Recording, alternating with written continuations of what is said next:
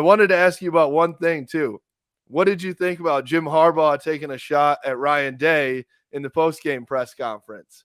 Because Jim Harbaugh said some people think that, or some people were born on third and think they hit a triple in reference to Ryan Day inheriting an already incredibly successful Ohio State team. Yeah, I thought that was interesting. Of course, well, I wouldn't say that Jim Harbaugh would not be capable of making that statement before winning the game, because he took his shots at Urban Meyer at times and the rivalry. So I'm not going to just base it on because now, okay, I've won, I can say whatever I want. Right. Yeah, it is. It's funny that you brought that up, because just seconds before you went in that direction, I was thinking maybe one criticism of Jim Harbaugh that was not fair is that, okay, Urban Meyer forged one of the great legacies in the history of college football. He has the best winning percentage in modern college football history post World War II. So Right. we're going back 70 years, 80 years. So number one, he's got to go up against that. But number two, Urban Meyer got to Ohio State 3 seasons prior to Jim Harbaugh. So he already inherited a really good program anyway. It just had that 1-year gap of the violations and so forth. But he still inherited a program. The talent was there. Yeah, Tressel was going to BCS games every year. So they were on a roll anyway. They just had a situation, and then he takes it over. So he takes it over in great shape, just elevates it.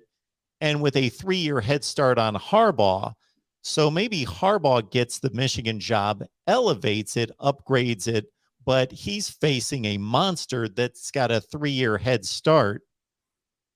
And maybe more than a 3-year head start, really, when you put it all together, right? Because Tressel versus Rich Rod and exactly, absolutely. I mean, that's an unreal advantage for Ohio State, right? So it's almost more like a decade advantage that he's trying to climb out of and recruit against, and not only and then play against as well. And I mean, I'm not going to say that that's the reason why Michigan lost to Ohio State every year, because Urban Meyer was an incredible in-game coach as well, and Ryan Day is incredible on the offensive game calling as well. So they're great coaches, that's for sure. But I do agree with you that Jim Harbaugh had, I mean, one of the biggest hills to climb to get over this hump. And I think for it to take 7 years, it's probably about right, especially with the chances that they had before. They were right there in 2016, and then even in 2017 with a bad team, it's down to the last possession.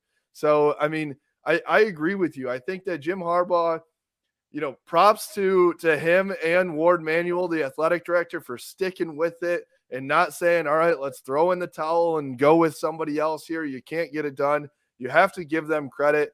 I'm happy for Jim Harbaugh. I think that he deserves this, because he's taken a lot of shit over the past 7 years. And for him to just say, whatever, outside noise, let's keep going, make changes that needed to be made on the coaching staff with himself. We talked about it all year. He's a different human being than he has been in the last 6 years. Everybody that is within the program says that. They see he speaks to the alumni. He cares about his guys. He does all these different things that he wasn't doing in the past. And so, I got to just say, Jim, yesterday was your day. Today, talk your shit. You got your chance finally. So, hey, take that chance, buddy. And so just to answer your question, I think that he has reason to make that statement. I think that he has experienced a coaching background and experience that had him go San Diego, Stanford, San Francisco 49ers, Michigan, and at every stop, he had to take a bad situation and upgrade it and build it. Ryan Day inherits one of the 2 or 3 best programs in the country. Yeah.